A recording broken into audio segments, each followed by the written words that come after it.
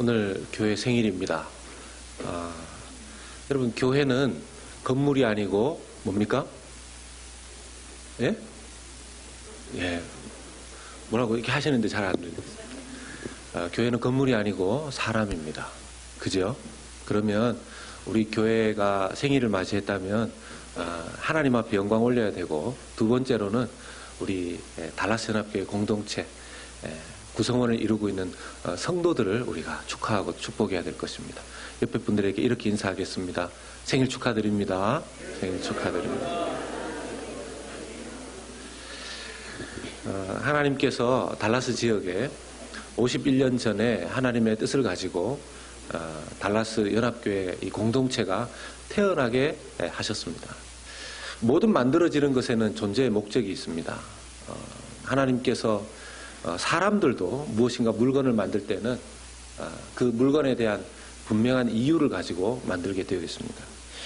제가 급하게 나오느라고 놔두고 나왔는데요.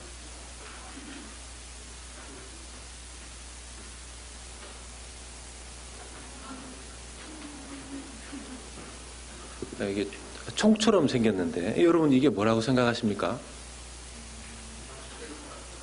이게 이제 그분의 관심사에 따라서 좀 용도가 이렇게 그렇게 좀 연결이 되는 것 같아요. 낚시 좋아하시는 분들은 낚시할 때 쓰는 거다 이렇게 생각하시고, 또 있으십니까? 요걸 맞추시면 맞추시면 이걸 드릴 수는 없고 주인이 따로 있습니다. 이게 제가 잠깐 빌린 건데요. 이게 버블?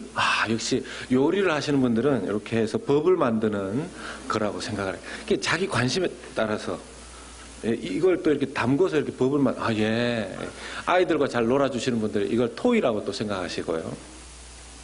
아까 1부 예배 마치고 2부에 우리 영어권 찬양팀들이 막 여기서 준비할 때 하니까, 목사님이 총을 가지고 다니시면 됩니까? 이렇게 얘기하는 그 친구는 아마 이걸 총이라고 생각했던 것 같습니다.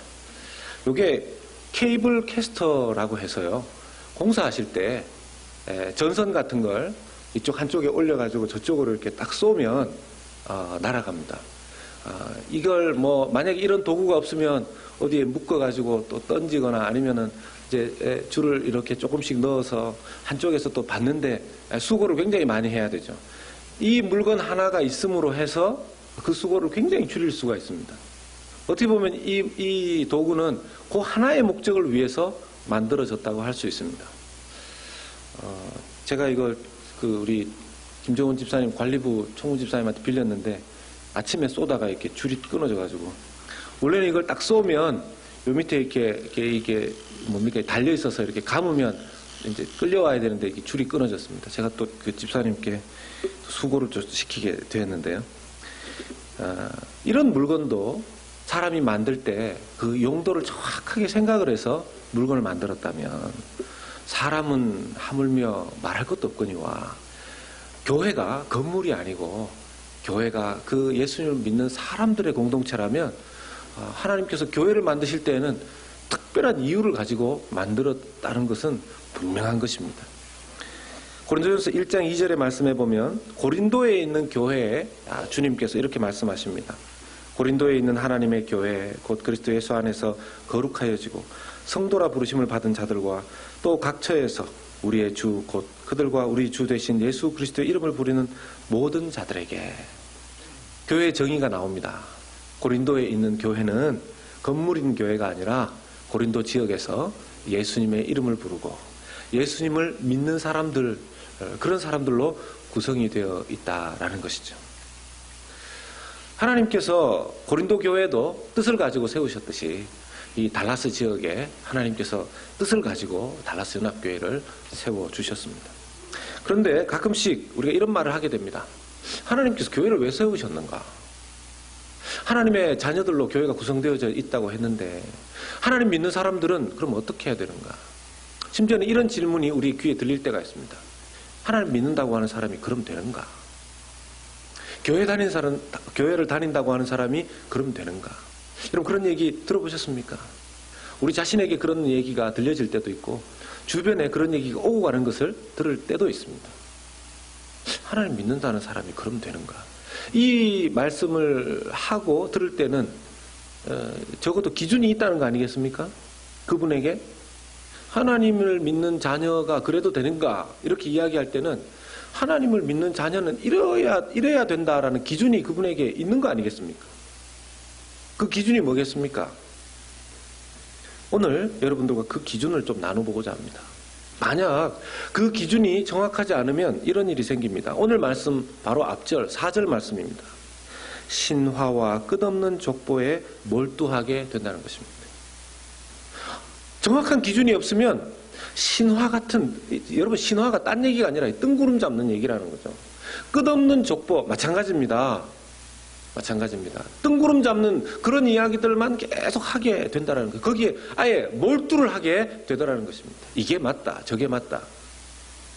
오늘 무엇이 맞는지 끝없는 신화와 족보에 몰두하는 것이 아니라 무엇에 기준을 맞추어서 우리가 하나님의 교회, 사람들로 구성된 하나님의 교회가 자라가야 되는지, 하나님 앞에 뜻을 가져야 되는지 살펴보기를 원합니다. 첫 번째 그 기준, 여러분 오늘 나누는 세 가지의 기준에 가장 중요한 공통적인 단어는 사랑입니다. 하나님의 교회에 드러나야 되는 것은 사랑입니다.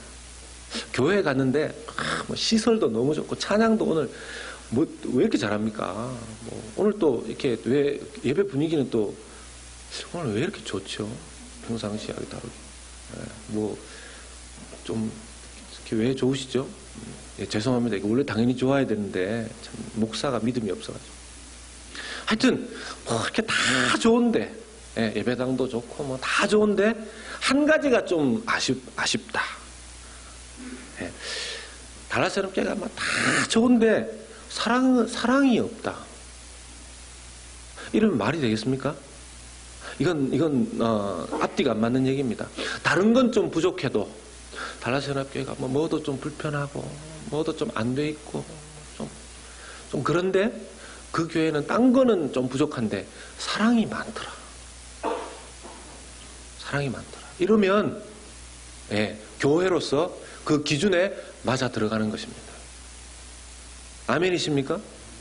뭐 여기엔 다 동의하실 수밖에 없겠죠. 그런데 이왕이면 그 사랑의 기준이 뭔가 정확하게 한번 찾아보자는 것입니다. 교회가 그러면 되는가? 교회가 그러면 된다. 라는 사랑의 기준에 좀 구체적인 걸 나눠보자는 것입니다. 오늘 그 사랑의 기준을 정확하게 좀 압축시켜 놓은 구체적인 특징 세 가지를 압축시켜 놓은 구절이 오늘 디모데전서 1장 5절 말씀입니다. 한 번 더 읽어보겠습니다. 디모데전서 1장 5절 말씀 같이 한번 읽어볼까요? 시작. 이 교훈의 목적은 청결한 마음과 선한 양심과 거짓이 없는 믿음에서 나오는 사랑이다 라는 것입니다. 첫 번째는 청결한 마음에서 나오는 사랑입니다. 청결한 마음에서 나오는 사랑. 사랑도 그냥 사랑이 아니고 청결한 마음에서 나오는 사랑이라는 것입니다. 여기서 청결하다 하는 단어가 헬라어로 카타로스라는 단어입니다. 카타로스. 이 카타로스라는 단어에서 청결, 깨끗함이라는 명사가 나왔는데요. 여러분 아마 들어보셨을 겁니다. 카타르시스. 오늘날 심리학 용어로 도덕적으로 종교적으로 아주 깨끗해진 마음 상태를 카타르시스라고 합니다. 이 청결하다 하는 것에서 카타르시스라는 오늘날의 단어가 유래됐다는 것이죠. 여러분 어떻게 하면 도덕적으로 종교적으로 죄가 없는 깨끗한 상태가 되겠습니까? 그런 마음 상태 경험해 보셨습니까?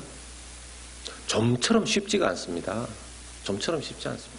우리같이 죄가 있는 사람들은 좀처럼 이런 마음을 경험해 보기가 쉽지가 않습니다. 가끔씩 순간순간 이런 걸 경험할 때가 있습니다. 예를 들면 그렇게 사랑하는 아기가 딱 태어났을 때, 어떤 분들은 아기가 딱 태어났을 때 자기 아기 아니면 손자 손녀 보면서 이렇게 기쁨에 겨워서 이렇게 눈물을 흘리시는 분들이 계십니다. 그때만큼 이 아이를 바라볼 때 아무런 기대와 대가 없이 깨끗하고 순수한 마음으로 이 아이를 바라보는 마음이 없지 않습니까? 그때 그 마음이 카타르시스. 여러분 저도 가끔씩 그런데 드라마 같은 거 이렇게 보시면 드라마 같은 거 보시다가 왜 막 부모님과 자식이 또는 가족과 가족이 원수같이 그렇게 물고 뜯고 그러다가 갑자기 물론 그거는 드라마지만 작가가 이렇게 해피엔딩으로 이렇게 만들어 가지고 서로 막 화해하고 뭐 어머니와 딸이 아들과 아버지가 막 그 가족이 얼싸안고 막 울면 같이 막 울죠. 어떤 어르신들은 그거 다 소설인데 왜 이렇게 그걸 보고 앉아가지고 같이 울고 그러냐 그러는데 저도 나이가 죄송합니다. 이게 어르신들이 많은데 그걸 보고 자꾸 눈물이 나요. 그때 비록 남의 얘기고 써낸 소설이지만 무엇을 경험하는 것입니까? 깨끗한 마음, 카타르시스를 경험하는 것입니다. 우리가 하나님을 사랑할 때 우리의 마음이 그런 깨끗한 마음이 되어야 된다는 거죠. 그러면 그런 깨끗한 마음에서는 하나님의 사랑도 우리에게 느껴집니다. 우리가 하나님의 사랑이 잘 느껴지지 않는 이유가 뭘까요? 우리의 마음이 깨끗하지 않으니까요. 마태복음 5장 8절 말씀에 마음이 청결한 자는 누구를 본다고요? 하나님을 본다. 그러면 이 말을 뒤집으면 하나님이 잘 안 보이고 안 느껴지신다면요. 마음이 지저분하니까. 마음이 지저분하니까. 근데 여러분, 이 마음을 어떻게 청결하게 깨끗하게 할 수 있습니까?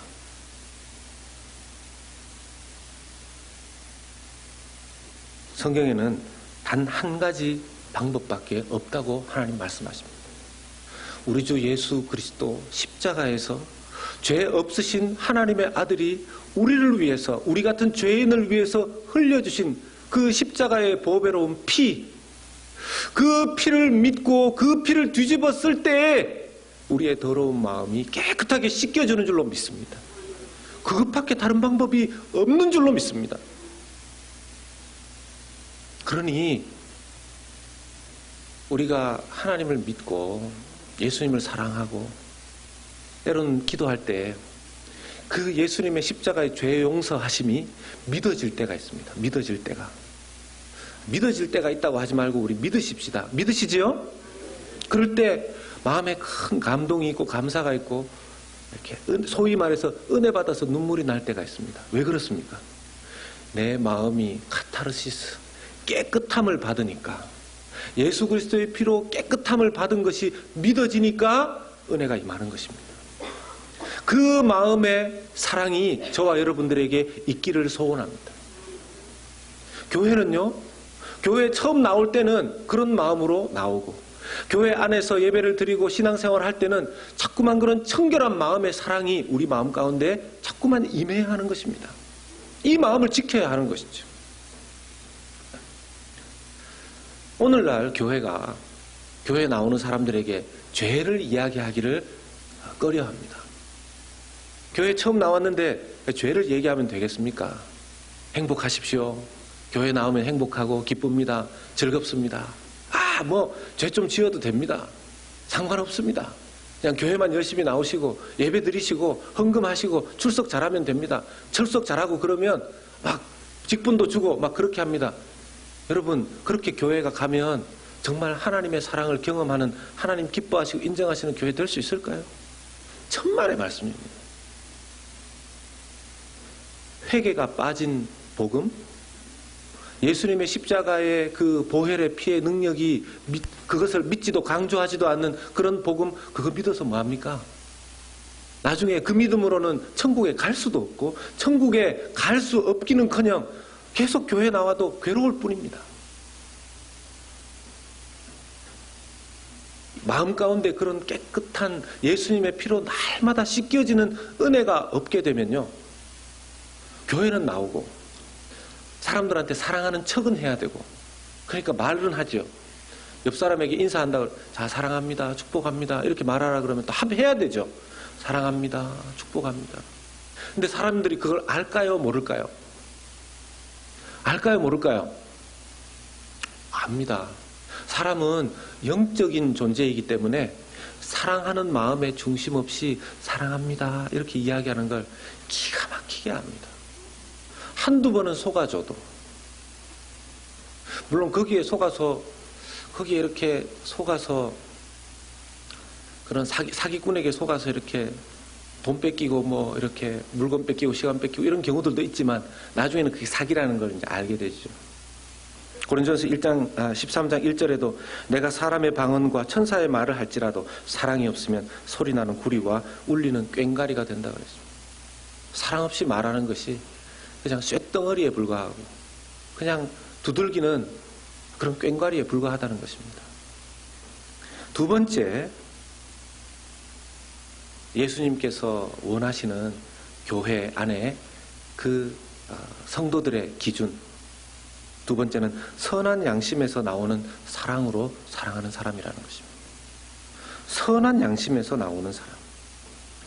여러분, 양심은 어떻게 보면 믿는 사람이나 특별히 믿지 않는 사람들에게도 하나님께서 어떤 분들이 믿지 않는 사람들은 그러면 무엇으로 심판하시나요? 믿지 않는 사람도 하나님 알 수 있나요? 이렇게 물으시는 경우들이 있습니다.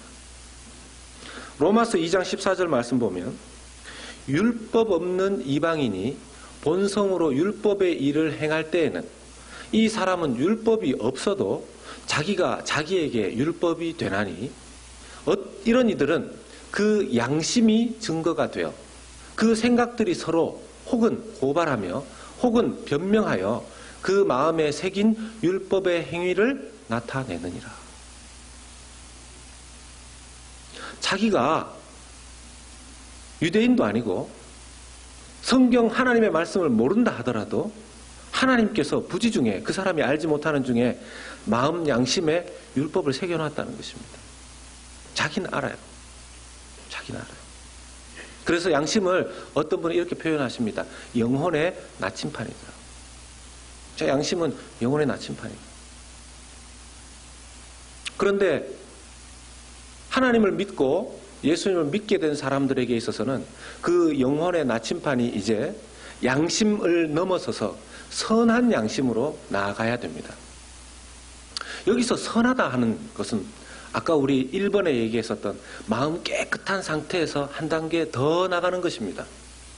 선한 양심이라는 것은 옳은 것은 따르고 그런 것은 하지 않는 좀 더 적극적인 마음의 자세를 말하는 것입니다. 이 선한 양심에서 나오는 사랑을 얻으려면 하나의 중요한 부분이 있습니다. 내가 과연 선한 양심에서 나오는 그 사랑이 있는가 한번 살펴보십시오. 제자훈련과 코칭의 대가인 에드먼드 첸이라는 목사님이 이런 말을 했습니다. 진리가 삶을 변화시킨다는 말은 잘못된 가정이다. 진리는 삶을 변화시키지 않는다. 이게 무슨 뚱딴지 같은 얘기입니까? 진리를 아는 것만으로는 삶을 변화시키지 못한다는 것이다. 진리를 우리에게 적용할 때 삶이 변하는 것이다. 이해하시겠습니까? 진리 자체가 우리의 삶을 변화시키는 것이 아닙니다. 제가 한동안 계속 영적인 무기력이 저에게 찾아오는 것을 느꼈습니다. 내리셔도 됩니다. 분명히 매일 하나님 말씀 성경도 읽고 기도도 하는데 영적인 무기력이 자꾸 찾아오는 것이죠. 마음속에 하나님을 향한 열정, 사람들을 향한 사랑, 이런 것들이 잘 나오지 않는 겁니다. 하나님의 능력이 제 속에서 나오지 않는 것을 자꾸 경험하면서 분명히 이전보다도 성경 더 읽으려고 노력을 하고 기도를 하려고 하는데 왜 이게 잘 안 되는가? 오히려 제가 기도하는 가운데 인격적으로는 훨씬 더 미성숙하고 정말 철부지였던 시절에 학생 시절에 특별히 청년 시절에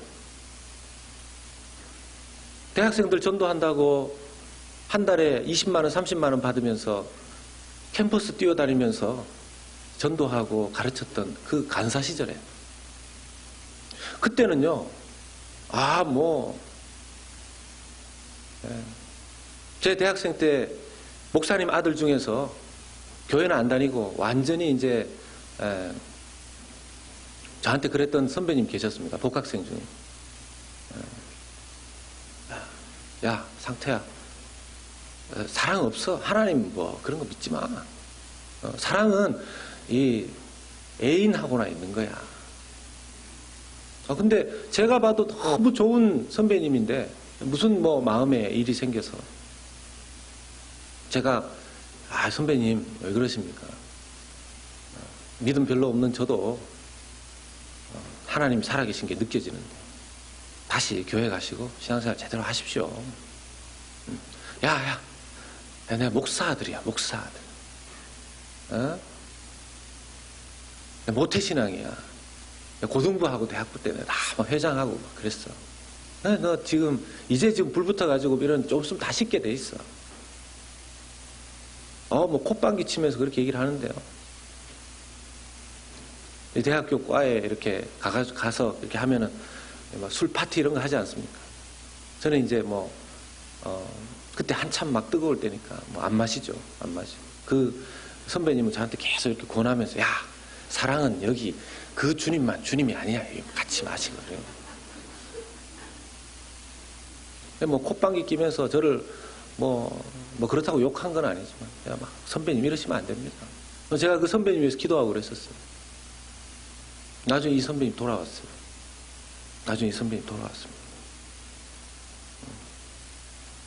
그때는 누가 저한테 뭐라고 얘기해도 들리지도 않았습니다. 그분을 막 전도도 하고 회개시키려고 막 하고 하나님 믿게 하려고 그렇게. 지금은 더 이렇게 위축돼가지고 그런 무기력이 저한테 찾아오고 그런 거예요.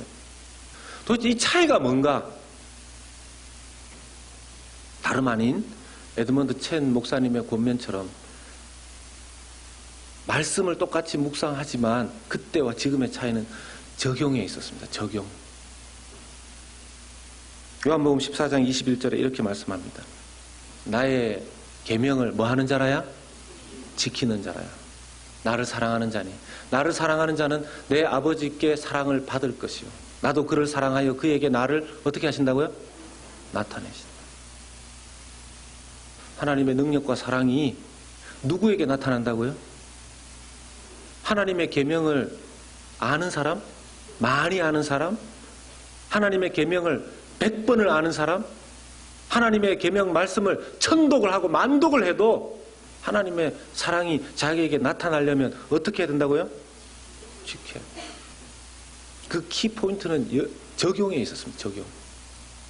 제가 정말 뜨거웠을 때 저에게서 하나님의 능력과 사랑이 막 나타날 때는 다른 때가 아니라 아침에 하나님 말씀을 묵상하고 그 말씀을 가지고 누구에게 전해야 되겠다.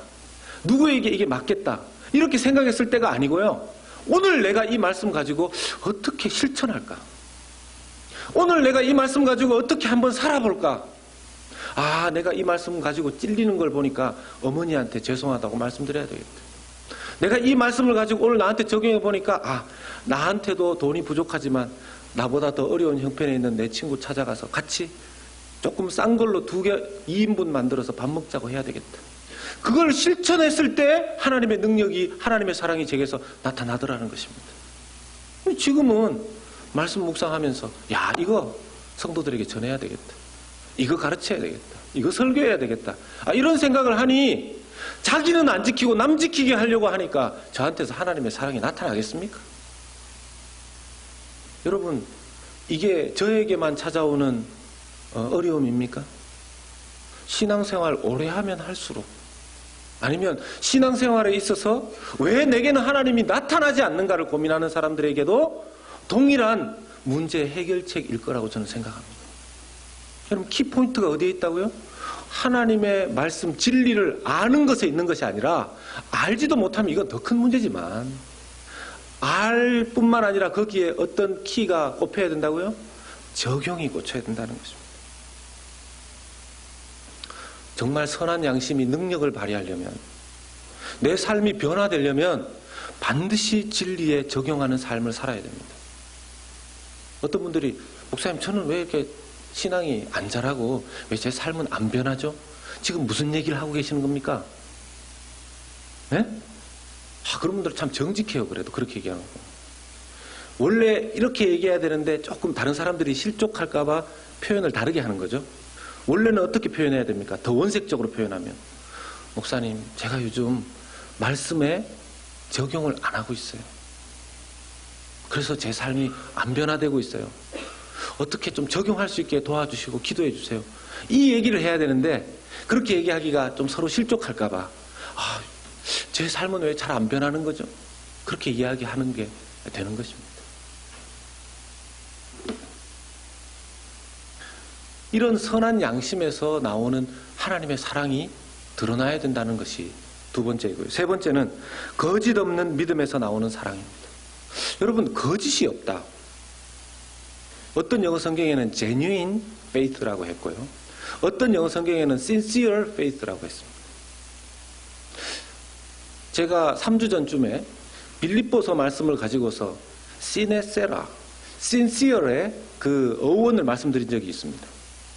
고대 시대 때 도자기를 만들어 그 도자기가 실패하게 되면 금이 가게 되어 있는데, 그 금간 도자기를 제값을 받고 팔려고 유약을 살짝 발라서 왁스를 살짝 발라서 파는 판매자들이 많았기 때문에, 그때 그걸 밝은 햇볕에 비추어 보아서 유약 바른 가짜인지 아니면 진짜 깨어짐이 없는 흠 없는 도자기인지 검증하는 것이 있는데, 그 검증된 도장에 뭐라고 찍혀 있었냐 하면 시네세라 이렇게 적혀 있었습니다. 찍혀 있었습니다. 이건 검증된 진짜 참 물건이라는 거죠. genuine. 그 시네세라에서 오늘날 나온 영어 단어가 sincere입니다. sincere. 여기서 거짓 없는 믿음이라고 할 때는 우리가 하나님을 사랑하는 그 사랑이 참 믿음에서 나오는 사랑이어야 된다는 것이죠. 진짜 믿음. 삶이 변화되고 진짜 믿음. 여러분, 진짜 믿음은 언제 드러나겠습니까? 진짜 믿음은 우리의 위기 때에 나타나게 되어 있습니다. 자기가 정말 힘들 때, 믿기 편할 때, 좋을 때, 모든 환경이 자기에게 편하게 주어졌을 때 믿음 잘 드러나지 않습니다. 진짜 믿음인지 가짜 믿음인지 자기도 잘 모릅니다. 언제 진짜 믿음이 나타날까요? 자기 인생이 낭떠러지 코앞에 놓여 있는 것 같이 느껴질 때, 정말 내일이면 당장, 우리 여기 이민 와 계신 분들 중에서 그런 경험 하신 분들 계시지 않습니까? 신분 문제 해결 안 돼서 내일이면 어떻게 될지 모르는, 제 아는 목사님 중에서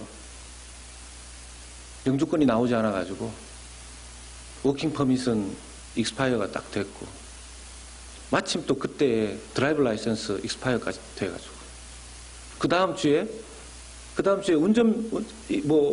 드라이브 라이센스 이거 없이 이게 운전해야 될 상황에 놓여 있는 그런 목사님 계셨어요. 아니, 목사인데 그렇게 그런 일이 생기면 되겠습니까? 그럴 때 하나님 나한테 목회하라고 불렀으면 이런 거 해결해 주셔야지요. 해결 안 되면 목회 안 하겠습니까? 이럴 수도 있지만 그 목사님 안 그러시더라고요. 어떻게 하시든지 하나님 뜻대로 하겠습니다.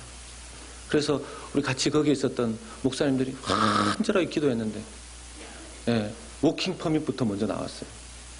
그래서 드라이브 라이센스 해결됐는데, 나중에 알고 보니까 보통은 여러분 이렇게 보통의 경우에는 워킹 퍼밋이 나오든 영주권이 나오든 이럴 때 그 패스가 됐다는 congratulations 레터부터 먼저 오고, 그 다음에 좀 있다가 이렇게 카드가 오지 않습니까? 카드부터 먼저 나왔대요. 카드부터. 하나님이 급하셨던 거죠. 카드부터 먼저 나오고, 그 다음 주에 레터가 날아왔대요. 그래서 변호사님한테 물어보니까 그런 경우는 잘 없는데 행정착오였던 것 같다고. 행정착오는 무슨 행정착오예요? 하나님이 주면 주는 거고 받으면 받는 거지. 맞지 않습니까? 참 믿음은 언제 나타납니까?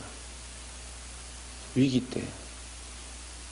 정말 하나님이 계시는지 계시지 않는지 그것조차도 구분이 안 될 그때 자기의 진짜 믿음, 참 믿음이 드러나는 것입니다.